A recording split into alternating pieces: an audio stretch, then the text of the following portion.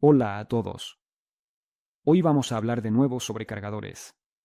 Y dado que muchos están cansados de los diversos esquemas de fuentes de alimentación conmutadas que abundan en mi canal, os mostraré un esquema de cargador bastante universal, simple y mega fiable, que ya montaban nuestros abuelos o abuelas. Había abuelas que eran radioaficionadas, ¿verdad?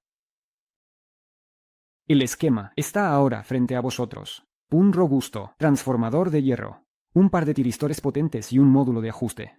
Por cierto, el método de ajuste aquí es de fase-impulso, no lineal.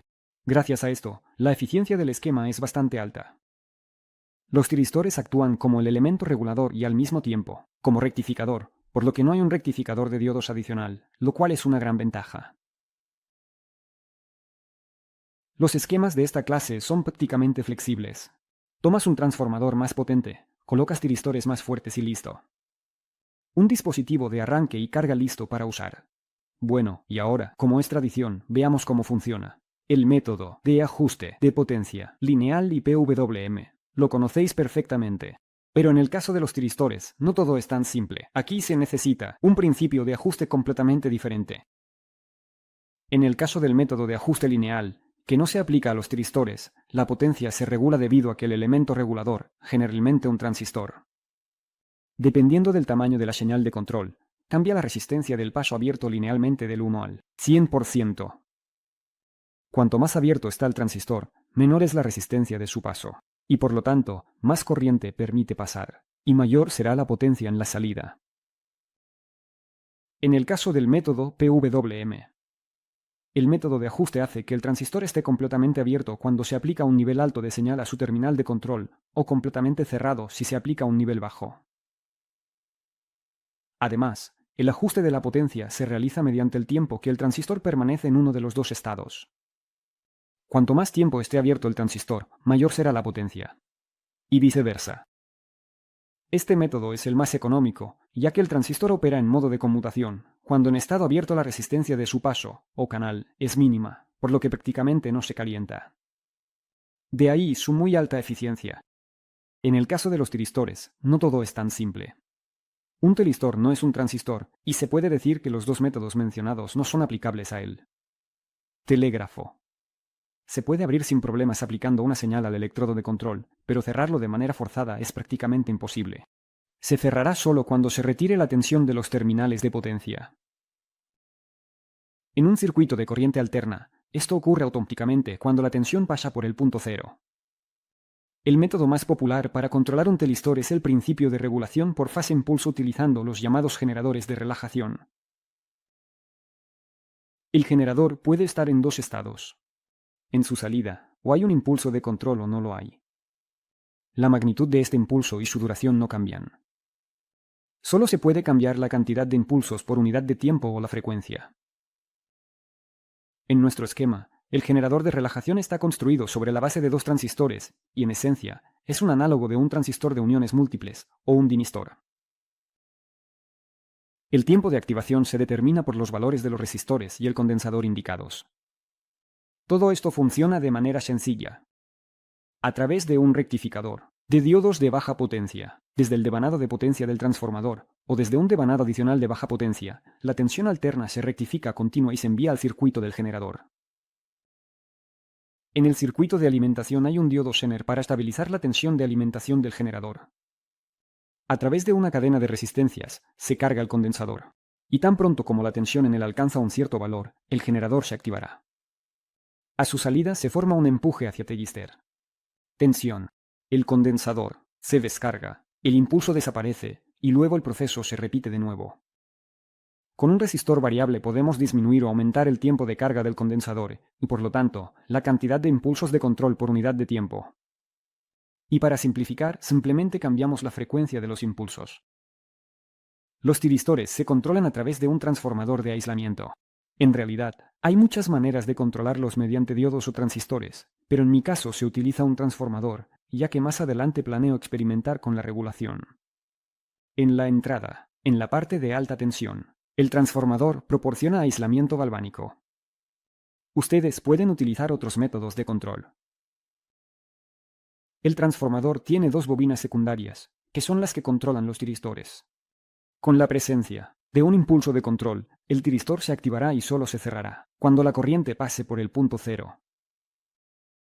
Podemos abrir el tiristor en cualquier punto de la semionda.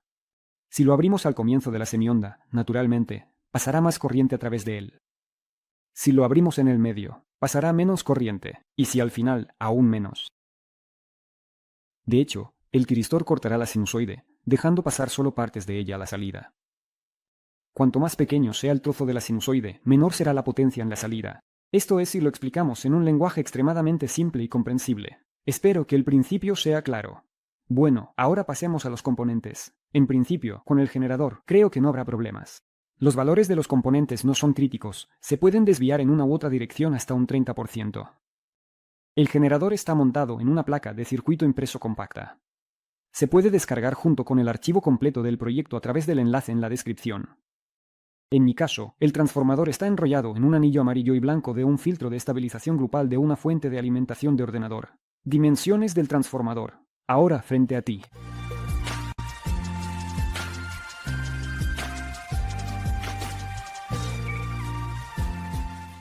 Al principio enrollé los devanados secundarios. 2 de 90 vueltas con alambre de mm.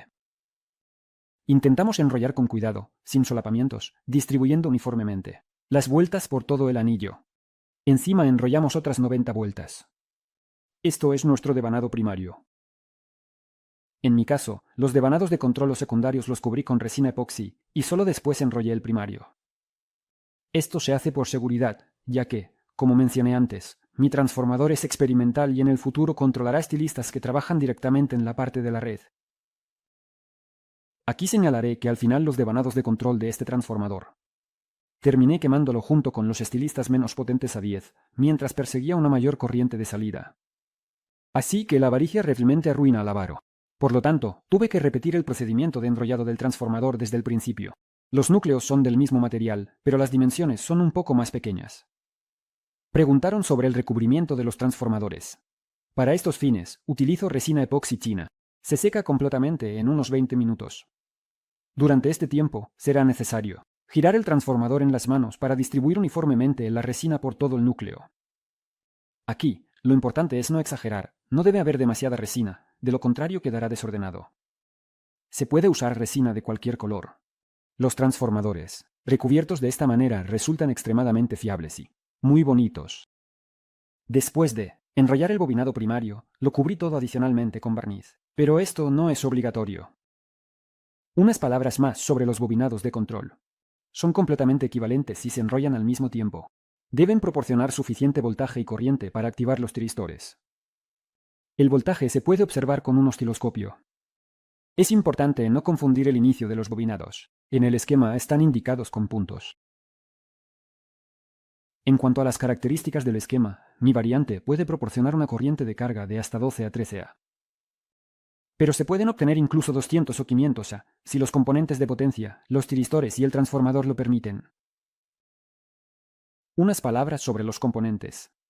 Recientemente visité nuevamente el mercadillo local y simplemente no pude resistirme a comprar estos monstruos verdes. Son tiristores de potencia bastante robustos, que recuerdan la antigua grandeza de la Unión Soviética. Sí, en aquellos tiempos no escatimaban en materiales. Los tiristores son solo de 25 amperios, pero miren la sección del cable de potencia. Puede pasar 100 amperios sin inmutarse. Naturalmente, para este tiristor, 25 amperios no es ni de lejos el límite. Se necesitan 2 tiristores. Ahora sobre el transformador. En mi caso, es así. Es un transformador de calentamiento con una potencia de alrededor de 200 vatios, pero también es capaz de más. Tiene 4 bobinados secundarios. Bobinados de 1 voltio con una corriente de 8 a 9 amperios. Es cierto que la corriente de uno de los bobinados es un poco menor que la de los demás, pero no importa, lo superaremos. Debido a las características de este tipo de rectificador, se necesita un transformador con 2 bobinados idénticos, que se conectan en el punto medio. Además, el voltaje de salida final o el voltaje de carga no será mayor que el voltaje de uno de los lados, menos las pérdidas en el diodo. Por lo tanto, si estás haciendo un cargador para la batería de un coche, es recomendable usar bobinados de 20 voltios. Para este transformador, la única conexión lógica. La disposición de los bobinados teniendo en cuenta la situación se muestra en el dibujo. Todos los bobinados en serie con una derivación desde el punto medio. Pero el problema es que el voltaje de salida final será de alrededor de voltios. Esto no es suficiente para cargar las baterías, pero el transformador está diseñado para funcionar en redes de 220 voltios, y en nuestro enchufe ya hace tiempo que hay 230 a 240 voltios. Es decir, el voltaje de salida será un poco mayor, y si somos precisos, 28 voltios en total o alrededor de 14 voltios por rama, un poco menos de lo necesario, pero servirá para las mediciones. Es conveniente instalar los silistores en un radiador común, ya que sus ánodos son comunes según el esquema. Es recomendable usar cables de alimentación con una sección decente. Al principio quería usar estos, de la Tierra del Sol naciente. Son cables flexibles de múltiples hilos con aislamiento de silicona que no se quema, pero luego los descarté y tomé estos, socialistas con doble aislamiento. Se ve genial. Made in USSR después de todo. No olvidemos aislar todas las conexiones para evitar cortocircuitos debido a la torpeza. A mí me pasa muy a menudo. Por descuido, hago un cortocircuito y luego todo el trabajo se va al traste. Por eso, esta vez decidí ser precavido y aislar todo con cinta aislante de tela. La azul, por supuesto, está bien, pero aquí se necesita algo más rudo. La azul puede que no funcione, su aura no es la adecuada. Al final encontré un cabezal de medición de aguja de un multímetro antiguo y pensé en usarlo como amperímetro. También tenía stands disponibles. Tuve una suerte increíble porque no tuve que calcular ni ajustar nada. Con el uso de un stand de 50 a 75 MV, la escala más baja muestra con mucha precisión la corriente hasta 30. En el bloque de alimentación de laboratorio ajusté la corriente a 5A. El amperímetro muestra exactamente lo mismo. Tuve mucha suerte, de verdad. Para no romper la atmósfera, he traído el multímetro favorito de todos. Nos mostrará el voltaje en la salida del cargador. Toda la escala es de 15 voltios. Casi lo olvido, todas las mediciones se realizan bajo carga, de lo contrario, los multímetros se volverán locos. Ahora, manos a la obra. El primer arranque del circuito, como siempre, lo hacemos a través de una lámpara limitadora de seguridad. Si todo funciona como debe, no olvidemos instalar los fusibles en la entrada y salida. Todo, listo. Nuestra carga es una lámpara incandescente monstruosa del periodo correspondiente. Como vemos, la corriente se regula y se regula bastante suavemente. Se pueden obtener 12 a 13 A de este transformador. Naturalmente, se puede obtener más, pero habrá caídas y es posible que se sobrecaliente.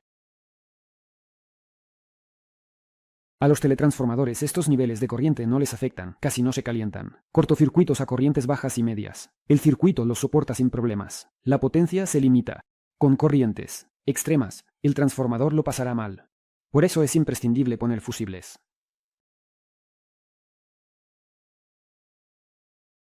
La corriente de salida mínima es de unos 4A. Ahora comprobaremos la estabilidad de la tensión de salida en función de los cambios en la red boba. La salida del cargador está cargada con lámparas de baja potencia. Esto se mencionó anteriormente y aquí está la confirmación. El multímetro digital muestra la tensión de la red. El dispositivo de aguja muestra la salida del cargador. El cambio en la tensión de la red lleva a cambios en la salida. Y en la práctica, necesitas controlar la corriente de carga. Este es, quizás, el principal inconveniente de estos cargadores.